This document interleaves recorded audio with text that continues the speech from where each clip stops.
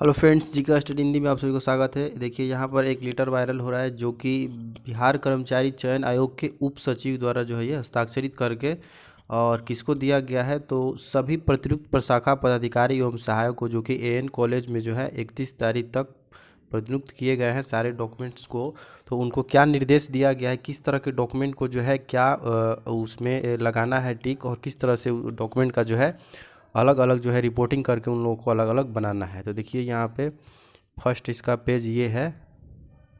देखिए यहाँ पे दिया गया है कि अगर देखिए किसी का जो है अगर 31/10/2014 के बाद इंटर कोई पास है और वो फॉर्म भर दिया है तो उसको मान्य नहीं करना है, ठीक है। यानी 31/10/2014 के पहले का ही इंटर पास होना है, ठीक है, उन्हीं को मान्य किया जाएगा, बाकी सबको मान्य नहीं किया जाएगा।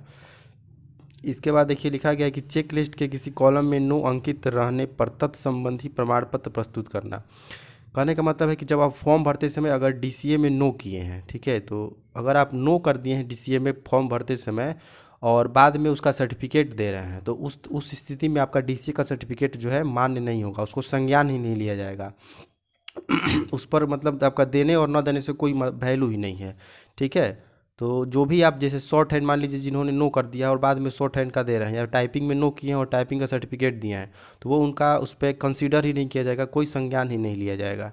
इसके बाद दूसरा है कि चेक लिस्ट में के इंटर पास कॉलम में अंकित 1 2 3 4 अंकित करना, ठीक है। जिस तरह का आपका इंटर रहेगा उसके हिसाब से 1 2 3 4 वहाँ पे अंकित उन लोग करेंगे। जैसे एक का अर्थ है सिर्फ आपने इंटरमीडिएट किया है, और दो का अर्थ है कि आपने कोई इंटरमीडिएट के समकक्ष कोई और किया है, जिसका वैल्यू इंटरमीडिएट ही होता है वो किया है कोर्स, तो उसका आपको 2 अंकित होगा।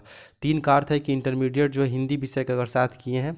और यहाँ पे एक डाउट है कि 50 वाले हिंदी को शायद कंसीडर नहीं किया जा रहा है, ठीक है। कुछ लोग कह रहे थे कंसीडर होगा, लेकिन कंसीडर शायद नहीं किया जा रहा है, 100 वाले को ही किया जा रहा है। लेकिन अब ये क्यों ऐसा हो रहा है देखने वाली बात है।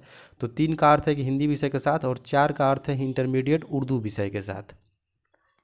इसके बाद है कि चौथा नंबर कि पिछड़ा वर्ग अत्यंत पिछड़ा वर्ग के अभ्यर्थियों के द्वारा दिनांक 31/10/2014 के बाद का निर्गत क्रीमी लेयर रहित प्रमाण पत्र देना। तो ये काफ़ी जो है एनसीएल का मुद्दा चर्चा में है, और देखिए इसका यहाँ पे जिक्र भी किया गया है कि जब डॉक्यूमेंट पर रिपोर्ट बनाना है सबका जो फाइल बना हुआ है काउंसलिंग के दौरान, तो उसमें देखिए क्या करना है कि अगर जो 31/10/2014 के बाद का निर्गत क्रीमी लेयर रहित प्रमाण पत्र देते हैं तो उनको टीम प्रतिवेदन में क्वेश्चन मार्क अंकित करना है, और सभी में किया भी गया है। और जो रिपोर्ट तैयार करना है टीम प्रतिवेदन, जो रिपोर्ट बनाना है टीम का, उसमें भी जो है क्वेश्चन मार्क लगाना ही है। यानी अभी तक जो है आयोग जो है इसको मान्य नहीं किया है।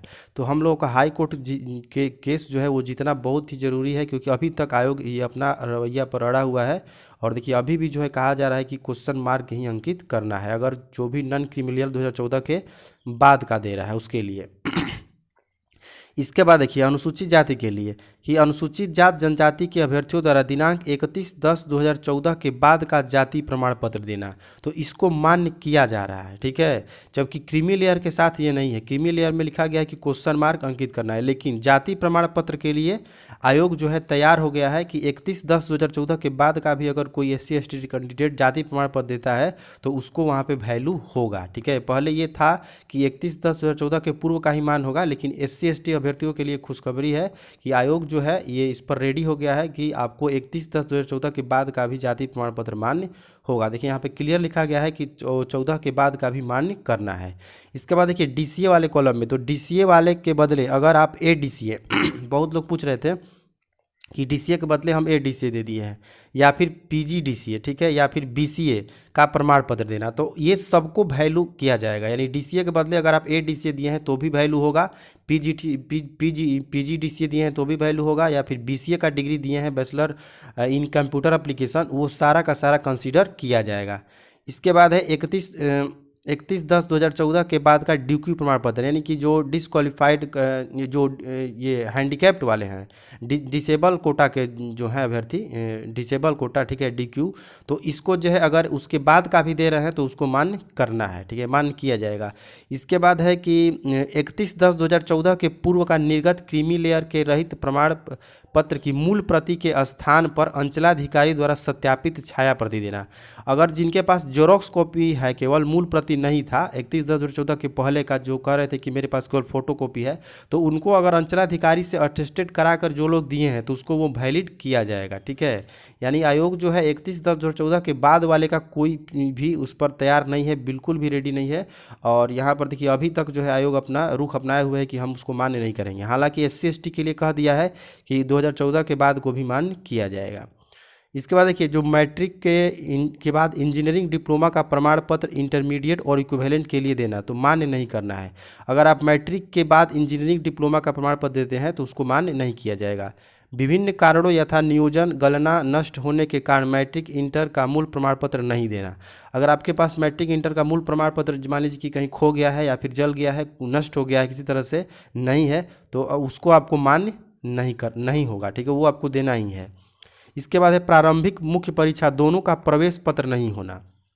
देखिए, ये बहुत लोग पूछ रहे थे कि मेरे पास PT का एडमिट कार्ड नहीं है या फिर मेंस का एडमिट कार्ड नहीं है, तो उसको अटेस्टेड करके जो है दिया गया है, तो इसको मान्य किया गया है। ठीक है, मान्य करना है, लेकिन चेक लिस्ट के रिमार्क्स कॉलम में तत्संबंधी प्रविष्टि आवश्यक है।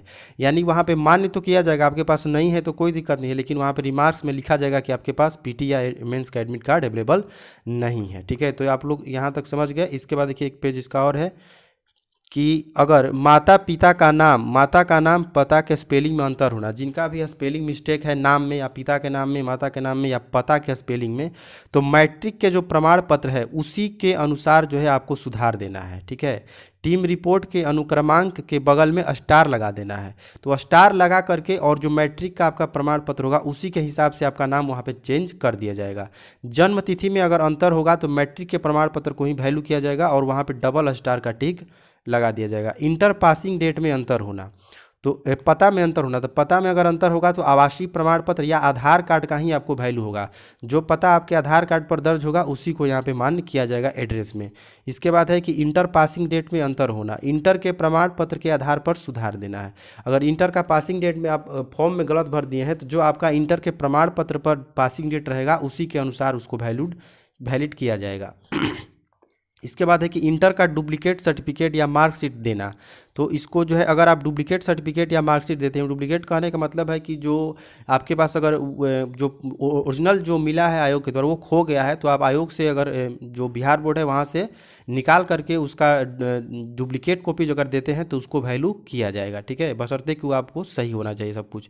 इसके बाद है कि अत्यंत पिछड़ा वर्ग के बदले अनुसूचित जाति का प्रमाण पत्र देना, यानी कि बहुत सारे लोग जो थे फॉर्म भरते समय वो SC कैटेगरी में थे और अब जो है EBC में चले आए हैं, या फिर पहले जो है EBC में थे अब जो है SC कैटेगरी में आ गए हैं। तो जो आप उस समय थे आपको वहीं का प्रमाण पत्र देना होगा। अगर नहीं देते हैं तो उसके बगल में जो है आपका टीम के द्वारा रिपोर्ट में जो है टीम रिपोर्ट में अनुक्रमांक के बगल में हैच अंकित कर दिया जाएगा।